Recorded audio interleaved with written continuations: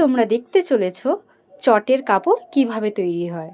মাটির কাপড় করার জন্য প্রথমে দরকার পাতলা বস্তা, মানে যেই বস্তাগুলোতে বাজারে আলু পেঁয়াজ আসে সেই বস্তা প্রয়োজন। আপনারা চাইলে এখানে পাতলা বিছনার চাদরও কিন্তু ব্যবহার করতে পারেন। প্রথমে যেরকম স্টাইলের কাপড়টা পরাতে চাইছো সেই রকম স্টাইলের কাপড়ের কুচিগুলোকে কেটে নিতে হবে, মানে কাপড়ের পিসগুলোকে কেটে নিতে হবে। তার ওপরে কালো এঁটেল মাটি যেটা আছে সেটাকে ভালো করে পুরো বস্তায় বা বিছনার চাদরে কিন্তু মাখিয়ে নিতে হবে।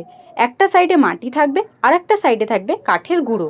যেই মাটিটা দিয়ে আমাদের বস্তা বা চাদরটা মোচা হচ্ছে সেই মাটিটা কিন্তু বেশি মোটাও রাখা যাবে না, আবার একদম পাতলাও রাখা যাবে না। বস্তাগুলোয় মাটি মোচা হয়ে গেলে যেই দিকটা মাটি থাকবে সেই দিকটা কিন্তু ঠাকুরের গায়ে লাগবে, মানে সেই দিকটা হবে একদম ভেতরের দিকে।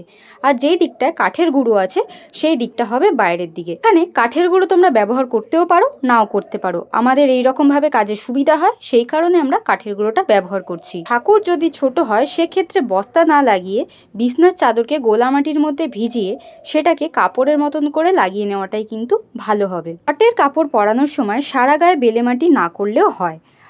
দুটো হাত, গলা, পা যতটুকুনি অংশ আপনার মনে হচ্ছে যে কাপড় পরানোর পর বাইরে দেখা যেতে পারে, শুধু সেইটুকুনি জায়গায় বেলেমাটি করলেই হয়ে যায়। তো একবার দেখে নাও বস্তার ওপরে কিভাবে মাটিটাকে লেপা হচ্ছে। এটা কিন্তু আঁচল তৈরি হবে। আমার ভিডিওটা যদি একটু হেল্পফুল হয়, তোমাদের কোনো কাজে লাগে, তাহলে কিন্তু আমার চ্যানেলটাকে সাবস্ক্রাইব করে রাখতে পারো। এরকম অনেক ছোট ছোট টিপস আমি কিন্তু তোমাদের সাথে শেয়ার করি, অনেক কাজের ভিডিও আমি তোমাদের সাথে শেয়ার করে থাকি। যারা নতুন ঠাকুর বানানোর চেষ্টা করছো বা বানাচ্ছ তাদের এরকম অনেক কিছু জিনিসের কিন্তু জানার প্রয়োজন হয়। সেক্ষেত্রে আমার চ্যানেলটা কিন্তু তোমাদের জন্য ভীষণভাবে হেল্পফুল হবে। তাই আমার চ্যানেলটাকে সাবস্ক্রাইব করে রেখো। ভিডিওটা ভালো লাগলে লাইক, কমেন্ট, শেয়ার করে দিও। আর জানাতে ভুলো না যে কেমন লাগলো তোমাদের ভিডিওটা। আর কাজে যদি কোনো রকম কোনো অসুবিধা হয় তবে সেক্ষেত্রে আমাকে কমেন্ট করে জানাতে পারো। তোমরা অনেকেই জানো আমাদের বাড়িতে কিন্তু কোনো রকম কোনো কারিগর কাজ করে না। আমাদের ঘরে যাবতীয় যা ঠাকুরের কাজ সমস্তটা কিন্তু আমরা পরিবারের লোকেরাই ভাগ করে করি। আর আমাদের বাড়িতে কিন্তু ঠাকুর বেশ অনেক পরিমাণেই তৈরি হয়।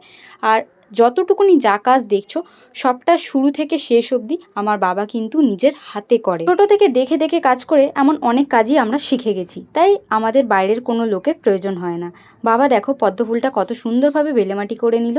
আর এই যে মাটির কাপড়টা, এই মাটির কাপড়টা কিন্তু শুকিয়ে গেলে এর ওপরে গোলামাটি দিয়ে নেওয়া হবে। আজকের মতো এই অবধি। ভিডিওটা কেমন লাগলো জানাতে ভুলবেন না। ভিডিওটা লাইক, কমেন্ট, শেয়ার করে চ্যানেলটাকে সাবস্ক্রাইব করে দেবেন। টাটা।